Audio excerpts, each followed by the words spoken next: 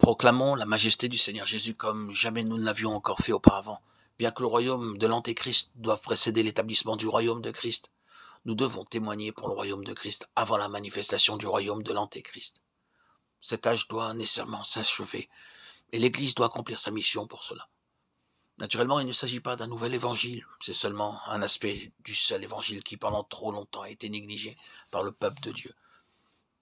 Car tous les apôtres ont proclamé cet important aspect de l'évangile, fortifiant l'esprit des disciples, les exhortant à persévérer dans la foi, et disant que c'est par beaucoup de tribulations qu'il nous faut entrer dans le royaume de Dieu.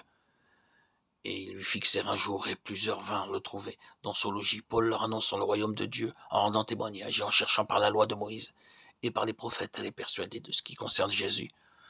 L'entretien dura du matin jusqu'au soir, acte 28-23, acte 14-22.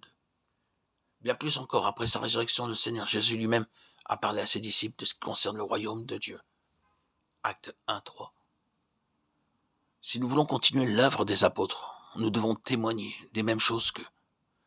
L'Église a grandement oublié la victoire, l'autorité et le trône de Christ.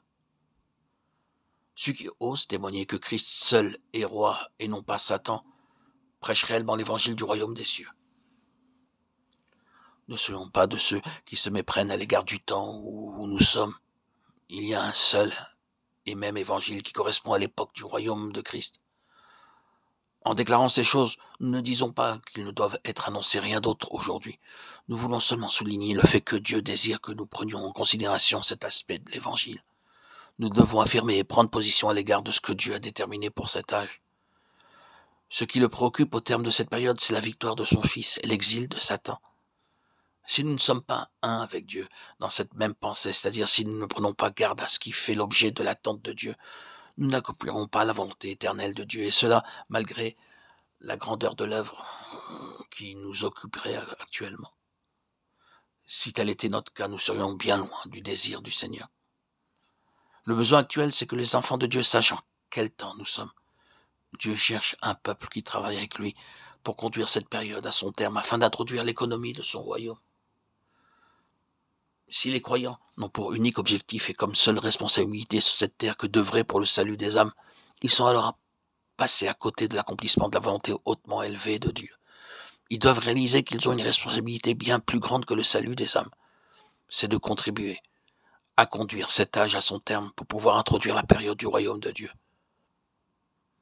Leur grande responsabilité, c'est d'attester la destruction de Satan, l'adversaire de Dieu, et de toute la puissance des ténèbres. Ils doivent considérer cela comme le principal objectif de toute leur œuvre.